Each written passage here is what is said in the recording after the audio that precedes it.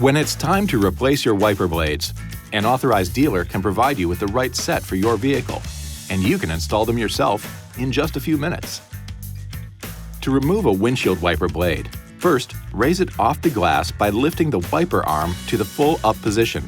Next, flip up the locking tab to disengage it and tilt the lower end of the blade away from the arm. Now, use one hand to steady the arm and the other to push the blade away from the J-hook and toward the windshield.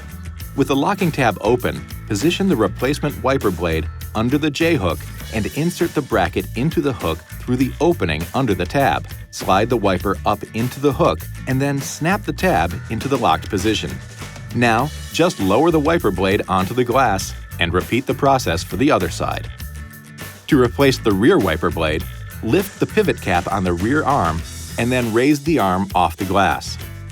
Tilt the lower end of the blade away from the arm to unsnap it from the pivot pin in the blade holder. Install the replacement wiper blade's pivot pin into the blade holder and press the blade until it snaps into place. Finally, lower the wiper blade onto the glass and snap the pivot cap closed.